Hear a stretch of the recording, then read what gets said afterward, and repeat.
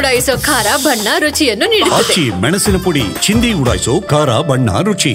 ರಾಜ್ಯ ಕಾಂಗ್ರೆಸ್ನಲ್ಲಿ ಕಳೆದ ಕೆಲ ದಿನಗಳಿಂದ ಸೆಪ್ಟೆಂಬರ್ ಕ್ರಾಂತಿ ನಾಯಕತ್ವ ಬದಲಾವಣೆ ಕೂಗು ಎದ್ದಿದೆ. ಇದರ ನಡುವೆ ಎಐಸಿಸಿ ಕಡೆಯಿಂದ ಬಂದ ಬೆಳವಣಿಗೆ ಸಿದ್ದರಾಮಯ್ಯರ ಕುರ್ಚಿ ಸುತ್ತ ಹೊಸ ವದಂತಿಯನ್ನು ಹಬ್ಬಿಸಿದೆ.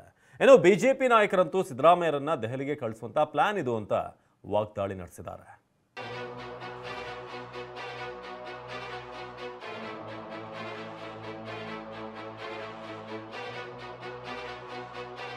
ರಾಜ್ಯ ಕಾಂಗ್ರೆಸ್ನಲ್ಲಿ ಸಿಎಂ ಬದಲಾವಣೆಯ ದೊಡ್ಡ ಸಂಚಲನವೇ ಸೃಷ್ಟಿಯಾಗಿದೆ.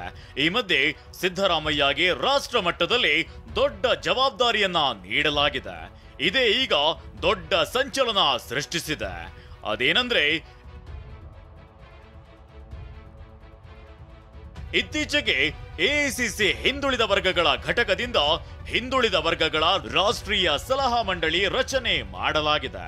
ಇದರ ಮೂಲ ಉದ್ದೇಶ ದೇಶದ ಜನಸಂಖ್ಯೆಯ ಅರ್ಧದಷ್ಟು ಇರುವ ಹಿಂದುಳಿದ ವರ್ಗದ ಮತಗಳನ್ನ ಕಾಂಗ್ರೆಸ್ ತೆಕ್ಕೆಗೆ ಸೆಳೆಯುವುದು.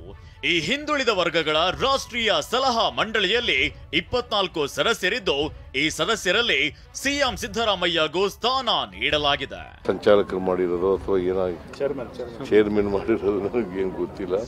ನಾನು ಹೈಕಮಾಂಡ್ ಅವ್ರ ಜೊತೆ ಮಾತಾಡ್ತೀನಿ. ಸ್ವೀಕರಿಸ್ತೀರಾ ಸರ್? ಹುದ್ದೆ ಸ್ವೀಕಾರ ಮಾಡಿ ಜವಾಬ್ದಾರಿ ಕೊಟ್ಟಾಗ ಬಿಟ್ಬಿಟ್ಟು ಓಡೋಗದ. ಇದು ಸಿದ್ದರಾಮಯ್ಯ ಬದಲಾವಣೆ ಸಂದೇಶ ಎಂದ ಬಿಜೆಪಿ.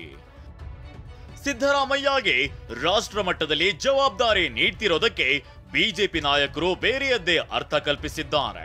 ಇದು ಸಿದ್ದರಾಮಯ್ಯರನ್ನ ಸಿಎಂ ಸ್ಥಾನದಿಂದ ಬದಲಾಯಿಸುವ ಮುನ್ಸೂಚನೆ ಸಂದೇಶ ಅಂತ ವಿಶ್ಲೇಷಿಸಿದ್ದಾರೆ. ಮುಖ್ಯಮಂತ್ರಿಗಳನ್ನ ಸಿದ್ದರಾಮಯ್ಯನವರ ರಾಜೀನಾಮೆಯನ್ನು ಪಡೆದುಕೊಂಡು ದೆಹಲಿಗೆ ಟ್ರಾನ್ಸ್ಫರ್ ಮಾಡೋದಕ್ಕೆ, ವರ್ಗಾವಣೆ ಮಾಡೋದಕ್ಕೆ ಈಗಾಗಲೇ ಆದೇಶವನ್ನು ಕೂಡ ದೆಹಲಿ ಕೂತು ಮಾಡಿದ್ದಾರೆ. ಬದಲಾವಣೆ ಗ್ಯಾರಂಟಿ, ಸಿದ್ದರಾಮಯ್ಯ ಅತಂತ್ರ, ಒಟ್ಟಲ್ಲಿ ಸಿದ್ದರಾಮಯ್ಯನವ್ರನ್ನ ಗೇಟ್ ಪಾಸ್ ಕೊಡೋದು ಗ್ಯಾರಂಟಿ. ನನಗನ್ಸೋದು ಸಾವಕಾಶವಾಗಿ ಅವರನ್ನು ನಾವು ನಿಮ್ಮ ರಾಷ್ಟ್ರೀಯ ರಾಜಕಾರಣಕ್ಕೆ ತಗೋತೀವಿ, ನೀವು ಇಲ್ಲಿ ಜಾಗ ಖಾಲಿ ಮಾಡಿ ಬರ್ರಿ. ಸಿದ್ದರಾಮಯ್ಯ ಅವರಿಗೆ ಡಿಮೋಷನ್ನ ಪ್ರಮೋಷನ್ನ ಎಂಬುದು ಸಿದ್ದರಾಮಯ್ಯ ಅವರು ಹೇಳ್ಬೇಕು. ಆದ್ರೆ ಇತ್ತ ಕೈ ನಾಯಕರು ಸಿದ್ದು ರಾಷ್ಟ್ರ ರಾಜಕಾರಣಕ್ಕೆ ಹೋಗಲ್ಲ ಅಂತಿದ್ದಾರೆ. ಚೇರ್ಮನ್ ಮಾಡಿದ್ದಾರೆ ಅಂದಾಕ್ಷಣಕ್ಕೆ ರಾಷ್ಟ್ರ ರಾಜಕಾರಣಕ್ಕೆ ಹೋಗಬೇಕು ಅಂತ ಏನಿಲ್ಲ. ಅವರು ಅನುಭವ ಇದೆ. ಹಿಂದುಳಿದ ಸಮುದಾಯಗಳ ಕ್ಷೇಮಾಭಿವೃದ್ಧಿಗೆ ಅವರು ಮೊದಲಿಂದನೂ ಕೂಡ ಕೆಲಸ ಮಾಡ್ಕೊಂಡು ಬಂದಿದ್ದಾರೆ. ಅದಕ್ಕೆ ನನ್ನ ಹತ್ರನೂ ಚರ್ಚೆ ಮಾಡಿದ್ರು ಸ್ಟಾರ್ಟಿಂಗ್ ಅಲ್ಲೇ. ನಾನೇ ಕಾಂಗ್ರೆಸ್ ಕಚೇರಿ ಮಾಡಿ ಅಂತ ಅಂದ್ಬಿಟ್ಟು ನಾನೇ ಕರ್ನಾಟಕದಲ್ಲಿ ಮಾಡಿ ಅಂತ. ನಾವು ನಮ್ಮ ಸರ್ಕಾರದಿಂದ ಒಂದು 40 ಜನ ಲೀಡರ್ಸ್ ಬರ್ತಾರೆ. Former chief ministers, union ministers, farmer ಕೆಲವು ಎಂಪಿಗಳು, OBC ಲೀಡರ್ಸ್ ಎಲ್ಲ ಬರ್ತಾರೆ. ಈ ಮಧ್ಯೆ ಸಿದ್ದರಾಮಯ್ಯರಿಗೆ ಸಲಹಾ ಮಂಡಳಿಗೆ ಅಧ್ಯಕ್ಷರನ್ನಾಗಿ ಮಾಡಿದ್ದಾರೆ. ಮಂಡಳಿಗೆ ಅವರದ್ದೇ ನೇತೃತ್ವ ಅಂತ ವದಂತಿ ಹಬ್ಬಿತ್ತು. ಈ ಬಗ್ಗೆ ಸಿಎಂ ಕಚೇರಿ ಸ್ಪಷ್ಟನೆಯನ್ನ ನೀಡಿದೆ. ಸಿದ್ದರಾಮಯ್ಯ ಕೇವಲ ಸದಸ್ಯರು, ಸಭೆಯ ಆತಿಥ್ಯವನ್ನ ಮುಖ್ಯಮಂತ್ರಿ ಸಿದ್ದರಾಮಯ್ಯ ವಹಿಸಿಕೊಂಡಿದ್ದಾರೆ ಅಂತ ತಿಳಿಸಲಾಗಿದೆ. ಜುಲೈ 15ರಂದು ಸಿಎಂ ಸಿದ್ದರಾಮಯ್ಯನವರ ಆತಿಥ್ಯದಲ್ಲಿ ಈ ಸಲಹಾ ಮಂಡಳಿಯ ಮೊದಲ ಮೀಟಿಂಗ್ ನಡೆಯಲಿದೆ. ಕ್ರಾಂತಿ ಕಿಚ್ಚಿನ ಮಧ್ಯೆ ಸುರ್ಜೇವಾಲಾ 2ನೇ ಸುತ್ತಿನ ಮೀಟಿಂಗ್. ಈಗಾಗಲೇ ಕೈ ಶಾಸಕರ ಜೊತೆಗೆ ಒಂದು ಹಂತದ ಮಾತುಕತೆ ನಡೆಸಿರೋ ಸುರ್ಜೇವಾಲಾ ಇನ್ನುಳಿದ ನಾಯಕರನ್ನ ಇಂದಿನಿಂದ ಮತ್ತೆ 3 ದಿನಗಳ ಕಾಲ ಶಾಸಕರ ಜೊತೆಗೆ ಚರ್ಚೆ ನಡೆಸಲಿದ್ದಾರೆ. ಶಾಸಕರ ಮೀಟಿಂಗ್ ಬಳಿಕ ಸಚಿವರಿಗೂ ಪ್ರತ್ಯೇಕವಾಗಿ ಸುರ್ಜೇವಾಲಾ ಬುಲಾವ್ ನೀಡಿದ್ದಾರೆ. ಶಾಸಕರಿಂದ ಈಗಾಗಲೇ ಅಭಿಪ್ರಾಯ ಸಂಗ್ರಹಿಸಲಾಗಿದ್ದು, ಸಚಿವ ಸಂಪುಟ ಪುನರಚನೆ ಬಗ್ಗೆ ಹೈಕಮಾಂಡ್ ಹೋಂವರ್ಕ್ ನಡೆಸಲಿದೆ. ಈಗಾಗಲೇ ಆಯಾ ಇಲಾಖೆ ಸಚಿವರಿಂದ 5 ಪ್ರಶ್ನೆಗಳ ರಿಪೋರ್ಟ್ ಕಾರ್ಡ್ ಪಡೆದಿರುವ ಹೈಕಮಾಂಡ್ ಪರಿಶೀಲನೆಯನ್ನ ನಡೆಸಿದೆ. ಸಚಿವರ ರಿಪೋರ್ಟ್ಗೂ ಶಾಸಕರ ದೂರಿಗೂ ತಾಳೆ ಹಾಕಲಿರುವ ಹೈಕಮಾಂಡ್ ಸಚಿವರ ಕಾರ್ಯವೈಖರಿ ಗಮನಿಸಿ ಕ್ಯಾಬಿನೆಟ್ನಲ್ಲಿ ಮುಂದುವರಿಸಬೇಕಾ, ಕೈ ಬಿಡಬೇಕಾ ಅಂತ ತೀರ್ಮಾನವನ್ನ ಮಾಡಲಿದೆ. ಕ್ರಾಂತಿಯ ಬಗ್ಗೆ ಪುನರುಚ್ಚರಿಸಿದ KN ರಾಜಣ್ಣ.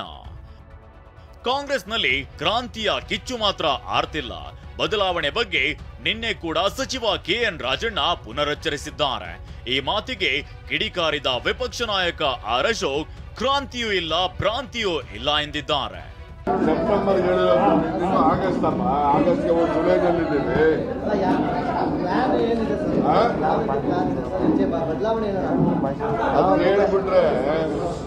ಅದೆಲ್ಲ ಹೇಳ್ಬಿಟ್ರೆ ನಿಮ್ಗೆ ಆಸಕ್ತಿ ಹೋಗ್ಬಿಡುತ್ತೆ. ಇನ್ನು ರಾಜಣ್ಣ ಅಂತೂ ಕ್ರಾಂತಿ ಅಂತ ಹೇಳ್ಬಿಟ್ಟಿದ್ದಾರೆ.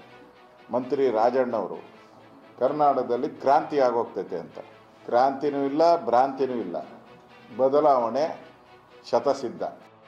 ರಾಜಕೀಯ ನಾಯಕರ ಲೆಕ್ಕಾಚಾರ ಏನೇ ಇರಲಿ, ಇಂದು ಸುರ್ಜೇವಾಲಾ ಮತ್ತೆ ರೀ ಎಂಟ್ರಿ ಕೊಡ್ತಿರೋದು ಕುತೂಹಲ ಮೂಡಿಸಿದೆ.